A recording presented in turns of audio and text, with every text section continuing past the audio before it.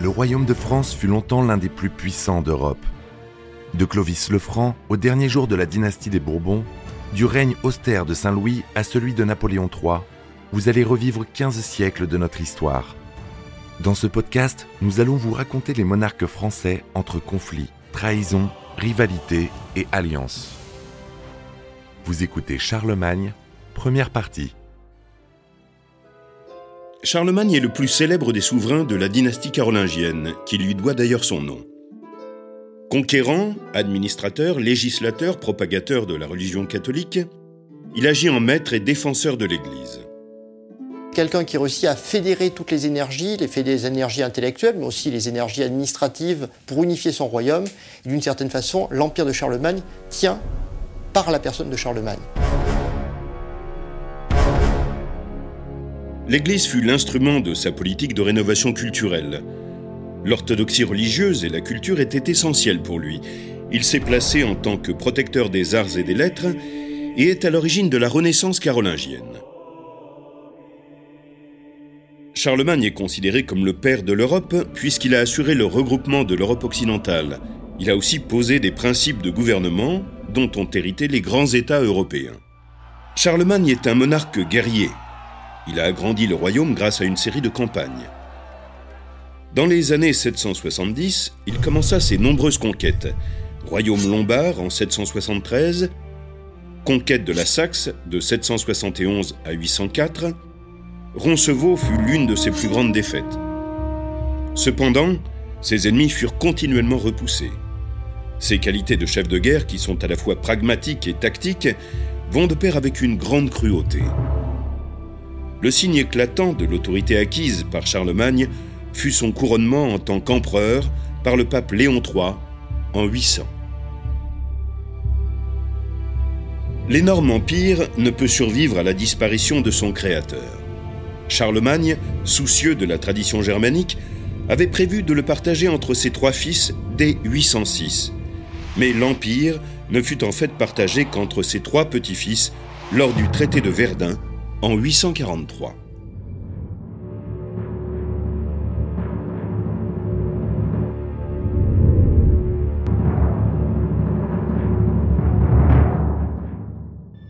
La date de naissance de Charlemagne est difficile à déterminer car il existe très peu de documents d'époque.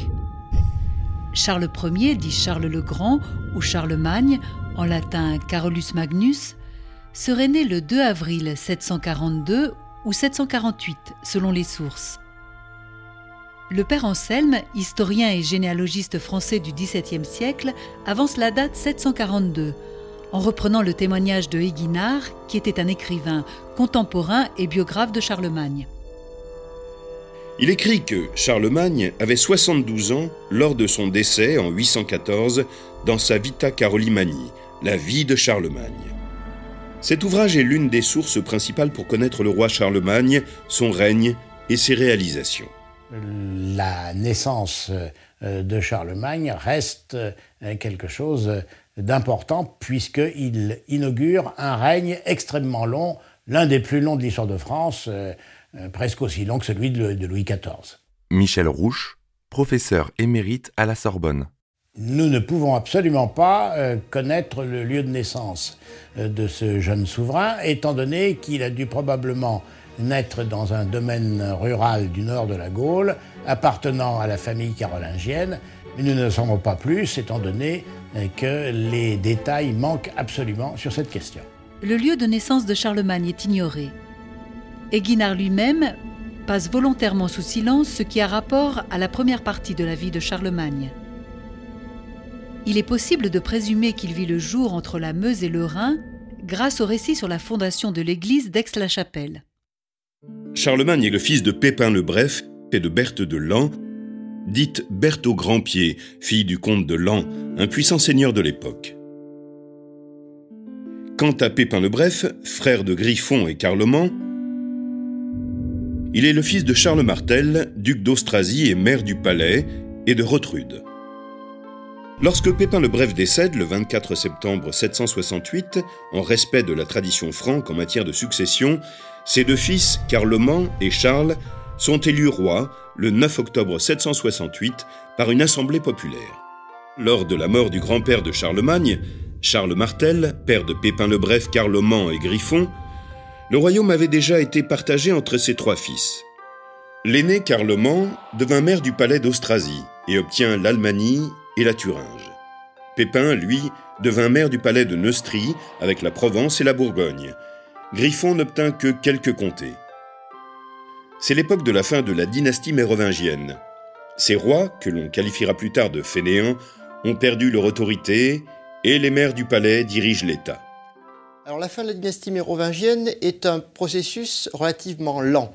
C'est-à-dire que le monde mérovingien entre en lente décadence à partir du milieu du 7e siècle, mais les rois du début du 8e siècle sont encore des rois toniques qui sont capables d'administrer la justice de façon efficace, de contrôler la richesse publique, voire de temps en temps de condamner leur maire du palais pour entrave aux forces de l'ordre. Donc de temps en temps, les derniers mérovingiens ont condamné les ancêtres de Charlemagne pour fraude. Mais à partir de Charles Martel, c'est-à-dire à partir surtout des années 730, la dynastie mérovingienne est condamnée par une série de successions très rapides des rois jeunes qui ne parviennent pas à tenir le pouvoir. Et rapidement, les maires du palais de la famille des Pipinides contrôlent les derniers bastions de la puissance mérovingienne, c'est-à-dire la richesse publique, l'Église. Et à partir des années 740, on peut dire finalement que la dynastie mérovingienne est éteinte. Pépin le Bref, après le choix de la vie monastique par son frère Carloman, cherche à obtenir l'appui de l'Église et de l'aristocratie. Il fait remarquer au pape Zacharie que les rois n'exercent plus leur pouvoir dans le royaume et lui demande si c'est un mal ou un bien. Vous avez une réponse du pape Zacharie qui dit qu'en effet, il vaudrait mieux que le titre de roi, ce soit celui qui a le pouvoir. En 751, il devint le seul dirigeant du royaume franc et obtint du pape Zacharie l'autorisation de mettre fin au règne des Mérovingiens et de prendre la couronne de Childéric III pour devenir roi des Francs à Soissons, en se faisant acclamer par les grands du royaume. Le pape sacre le père, Pépin, et le fils à Saint-Denis en 754. En échange, Pépin s'est engagé à défendre les territoires du pape en Italie face aux anciens propriétaires lombards. Le 9 octobre 768, le partage est tel que Charlemagne se voit attribuer la partie de son père, Pépin le Bref, et se fait sacrer roi à Noyon, alors que Carloman obtient celle de leur oncle, Carloman, et siège à Soissons. Les premières difficultés apparaissent entre les 2 frères qui ne s'entendent pas, le partage étant leur premier souci. En 769, le duc d'Aquitaine se révolte et affiche des velléités d'indépendance. Charlemagne demande de l'aide à son frère qui va lui refuser et se retrouve seul pour rétablir l'ordre. Il y parvient en menaçant les Gascons, c'est-à-dire les Basques, qui lui livrent finalement le duc rebelle. En 770, c'est la Lombardie qui apparaît menaçante. Berthe de Lan, sa mère, arrange un mariage entre Charles et Désirée, la fille du roi des Lombards. Elle fut répudiée en 771 par Charlemagne, officiellement pour cause de stérilité, mais il est avancé que c'était parce qu'il n'aimait pas son physique. En 771, Carloman décède au palais de Samossie près de Laon. Le lendemain de sa mort, Charles destitue l'héritage de ses neveux qui s'enfuient avec Gerberge, la femme de Carloman, vers la cour lombarde, accompagnée de quelques partisans. Charles est alors souverain de tout le royaume franc.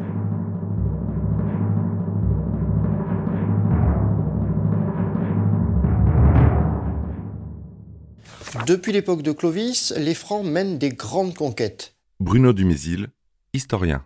Des conquêtes qui vont essentiellement vers l'Est. Conquête d'abord du royaume alamand, c'est-à-dire de l'Alsace actuelle, conquête ensuite de la Thuringe, conquête de quelques marges de la Saxe, conquête du royaume frison, c'est-à-dire des Pays-Bas actuels. Puis petit à petit, le royaume mérovingien est allé jusqu'en Bavière. Charlemagne va reprendre cette grande tradition d'extension vers l'Est en essayant de s'emparer de toute la Saxe, c'est-à-dire de toute l'Allemagne continentale actuelle jusqu'aux frontières du Danemark, et des conquêtes également qu'il va mener vers l'Italie pour venir au secours des papes. Le pouvoir carolingien va s'emparer de l'Italie et détruire le royaume lombard. C'est la guerre qui peut amener la richesse, surtout depuis que les liens commerciaux avec Byzance sont plus difficiles. Pour assurer sa pérennité, une puissance doit s'étendre. C'est pourquoi Charles Martel et Pépin le Bref avaient repris à l'Église une grande partie de ces terres afin de les distribuer à leurs vassaux. Les vassaux étaient des hommes libres qui étaient devenus dépendants de leur seigneur par la cérémonie de l'hommage. Le seigneur doit les entretenir avec des dons afin de conserver leur fidélité, et les vassaux deviennent des guerriers qui défendent leur seigneur. Depuis des générations, les Pipinides étendent leur domination. Pipinide est le nom donné aux membres de la dynastie de la noblesse franque d'Austrasie, dont plusieurs se nomment Pépin. Les comtes s'enrichissent grâce à ces guerres et donnent des terres à leurs vassaux pour garantir leur fidélité. Cela permet à Charlemagne d'être à la tête d'une des armées les plus importantes en Occident, à l'image de ses prédécesseurs. Les historiens estiment que l'armée de Charlemagne était composée de 10 000 à 40 000 guerriers. Dès 773, Charles tente de conquérir le royaume lombard d'Italie. Les relations entre Didier, le roi des Lombards, et le jeune roi franc se dégradent très vite. Charles avait répudié sa fille. Le pape Adrien Ier se réjouit de cette opportunité comme l'avait fait son prédécesseur. Il demande de l'aide auprès du roi franc. En effet, la papauté est toujours sous la tutelle de l'Empire byzantin, qui possède encore des territoires autour de Rome. Mais les Byzantins n'ont plus les moyens de protéger Rome contre les Lombards, trop occupés par leur lutte contre l'Empire musulman. Le nouveau souverain pontife est un noble romain, pieux et cultivé. Il est hostile aux Lombards et se montre inflexible, contrairement à certains de ses prédécesseurs. Il renvoie immédiatement la première ambassade de leur roi, Didier, qui lâche alors ses troupes sur les territoires dont Charles était le garant. Charles a un grand intérêt à soumettre les Lombards, menace constante, d'autant que le roi Didier veut réhabiliter les fils de Carloman réfugiés à sa cour. Charles traverse alors les Alpes avec son armée, qui se divise en deux groupes afin de faciliter le passage des montagnes. L'intérêt de cette division est aussi stratégique, afin de prendre les Lombards en tenaille. Une surprise les attend cependant en bas des montagnes. Un mur a été érigé pour bloquer l'accès à la vallée. Le roi franc envoie donc la cavalerie légère et défait les Lombards qui, pris à revers, se réfugient dans la ville de Pavie, capitale du royaume. La ville est imprenable, et Charlemagne choisit donc de laisser agir la faim.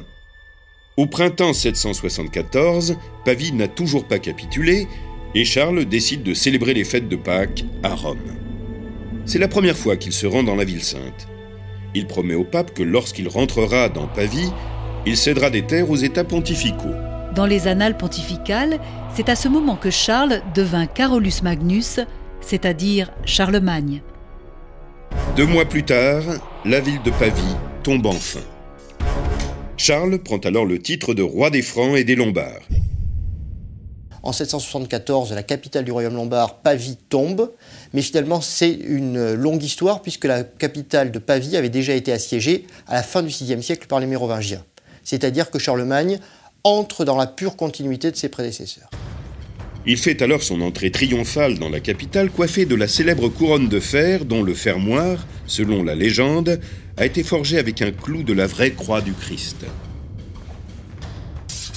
La campagne lombarde avait été difficile avec de nombreuses révoltes et une forte répression.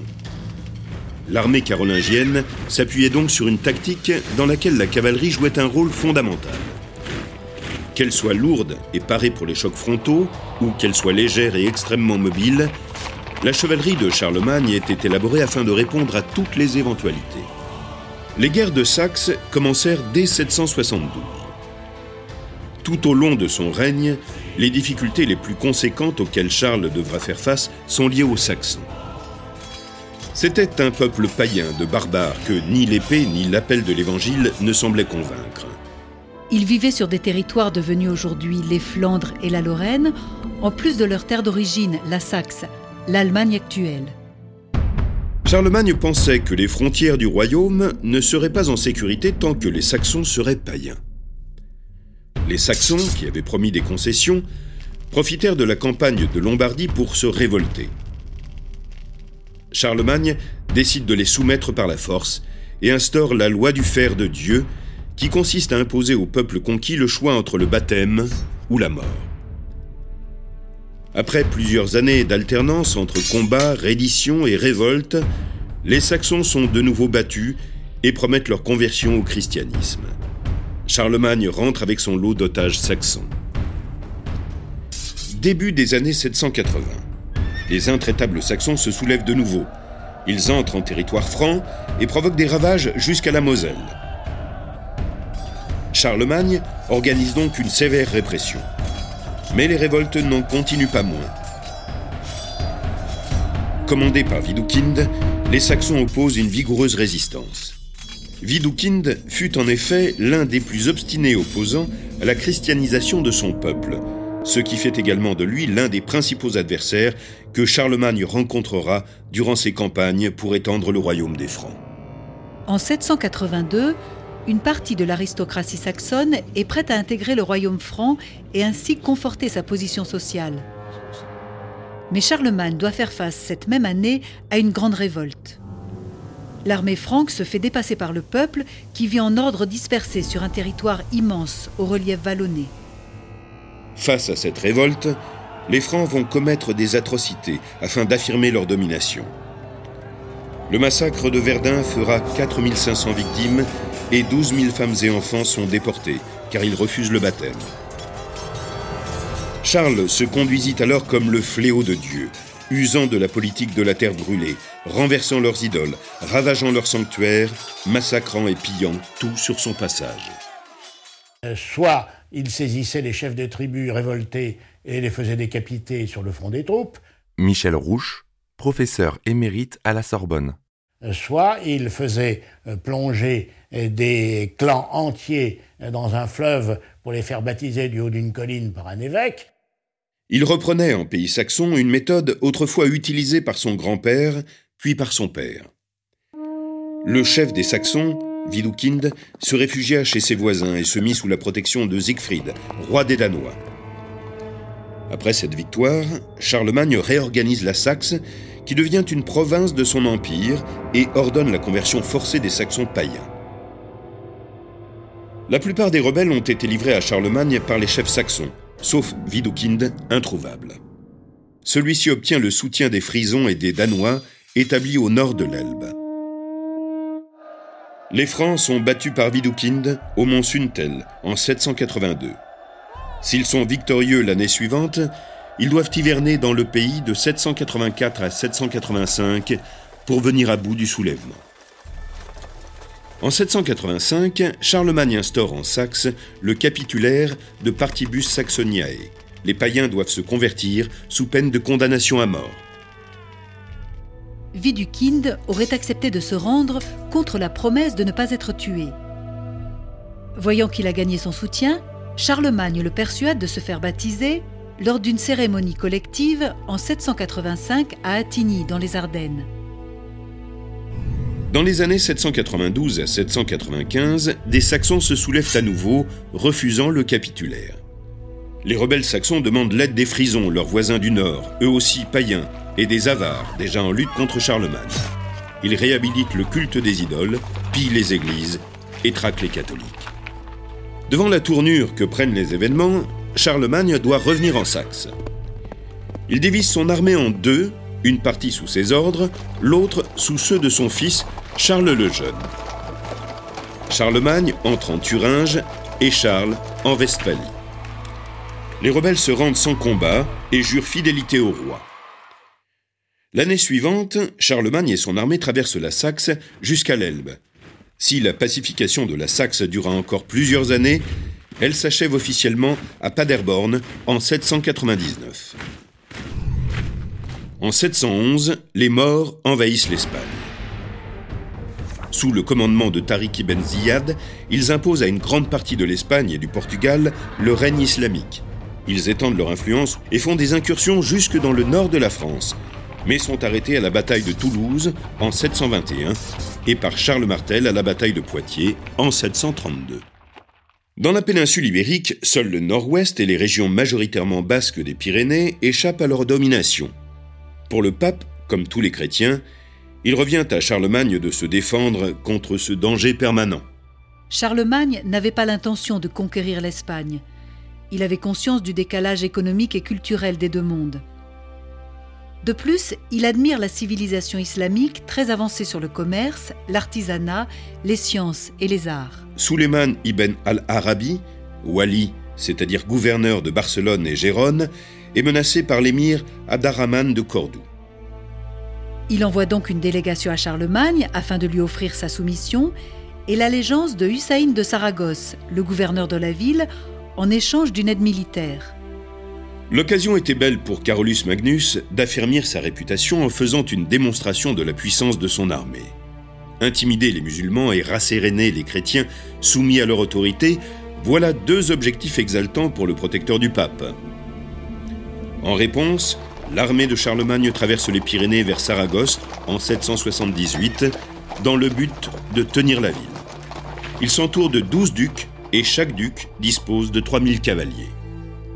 Hussène de Saragosse refuse d'ouvrir les portes de la ville, déclarant qu'il n'avait jamais promis son allégeance. Trouvant les portes closes, l'armée du roi franc décide de retourner dans son royaume, car sans machine de siège qu'il ne pouvait pas transporter à cause des Pyrénées, la cavalerie est inefficace. Sur le chemin du retour, l'armée met à sac la ville basque de Pampelune, qui avait pourtant résisté à la pression musulmane. Puis, en août 778, une partie de l'armée doit se replier pour rejoindre la Germanie, car les Saxons s'étaient de nouveau rebellés. Ce groupe est composé de Charlemagne et de son escorte. L'armée est divisée en deux, car le passage est très étroit. L'arrière-garde, qui protège le repli, s'engage ensuite dans les vallées pyrénéennes. Elle est commandée par Roland, gouverneur de la Marche de Bretagne, un valeureux guerrier, très aimé de Charlemagne. Il passe par le col de Roncevaux, situé à une 50aine de kilomètres de Pampelune. Ce col correspond à l'ancien passage axial d'Ibanieta, à 1066 mètres d'altitude, voie de passage naturelle utilisée depuis la préhistoire pour accéder à la péninsule ibérique. Sur les pentes escarpées de Roncevaux, les Vascons, ancêtres des Gascons et des Basques, attaquent par surprise en représailles du pillage de Pampelune. Ils dévalent les montagnes et massacrent la troupe franque, surprenant l'ennemi sur les hauteurs afin de les précipiter dans le ravin. Roland, parmi d'autres serviteurs du roi, tombe. Il n'y a pas eu de combat, ce fut une exécution. Cet événement devint le fait d'armes le plus connu du règne grâce à un grand poème épique et une chanson de geste écrit à la fin du XIe siècle, la chanson de Roland. Alors qu'Eguinard, dans Vita Carolis Magni, accuse les Vascons de ce revers, la chanson de Roland évoque les Sarrasins, terme qui englobe tous les musulmans, et fait de Roland un martyr chrétien. La plupart des historiens s'accordent maintenant pour dire qu'à la bataille de Roncevaux, les Carolingiens ont en fait affronté la milice basque et non l'armée sarrasine. En pleine période de reconquête de l'Europe et de conquête en Orient, il est fort possible que le texte de la chanson de Roland ait été écrit pour donner un fondement historique aux croisades et transformer une guerre territoriale en guerre sainte. Charlemagne se contenta dès lors d'occuper des places fortes en Catalogne. Les représailles sont impossibles. Comment manœuvrer dans ce dédale de pierre et qui punir? Le soulèvement des Saxons encouragea par ailleurs le duc de Bavière, Tassillon III, qui en 779 refusa de reconnaître la souveraineté franque et fut sur le point de semer le trouble dans toute la partie sud de la Germanie occupée par les Francs. Tassillon était le fils d'Iltrude, fille naturelle de Charles Martel et épouse du duc Odilon de Bavière. Ce lien de parenté avait permis à sa mère d'être régente du duché de Bavière pour son compte en 748. En 757, Tassillon jura fidélité au roi des Francs à l'Assemblée de Compiègne, devenant ainsi le vassal de Pépin le Bref. En 787, Tassillon tenta d'obtenir le soutien du pape Adrien Ier, mais la faveur de l'Église allait aux Francs. Charlemagne, son cousin, leva 3 armées pour soumettre le duc rebelle. Tassillon, contraint et forcé, renouvela son serment au Lechfeld, près d'Augsbourg, le 3 octobre 787. De retour dans sa capitale, à Ratisbonne, Tassillon reprit ses intrigues. Il négocia notamment avec les Avars, ennemis des Francs, mais le parti de l'aristocratie qui était favorable à Charles fit prévenir ce dernier. Tassillon fut forcé d'avouer tous les crimes qu'on voulait bien lui reconnaître et fut condamné à mort en 788. Toutefois, en raison de son lien de parenté, Charles le fit sauver, mais à condition qu'il entre dans les ordres, ce qu'il fit à l'abbaye Saint-Pierre de Jumièges. Ayant supprimé la fonction de duc et l'ayant remplacé par la charge de plusieurs comtes, Charlemagne mate les Bavarois rebelles et met à la tête de l'armée un préfet en la personne de son beau-frère, Gérold. La Bavière est ainsi intégrée au royaume en 788. Charlemagne confisque les biens immenses de Tassillon, qui était considéré comme l'homme le plus riche de l'Empire, plus que Charlemagne lui-même, qui, de surcroît, n'a jamais eu de fortune personnelle et fut un des premiers rois de l'époque médiévale à distinguer le trésor royal et ses biens propres. Vous venez d'écouter Roi de France. Si vous avez aimé ce podcast, vous pouvez vous abonner sur votre plateforme de podcast préférée et suivre Initial Studio sur les réseaux sociaux. Roi de France est un podcast coproduit par Initial Studio et Merapi, adapté de la série documentaire audiovisuelle éponyme produite par Merapi. Cet épisode a été écrit par Thierry Bruand et Dominique Mougenot. Il a été réalisé par Franck Courvoisier. Production exécutive du podcast, Initial Studio. Production éditoriale, Sarah Koskiewicz et Mandy Lebourg, assistée de Sidonie Cotier. Montage, Victor Benamou, avec la voix de Morgane Perret.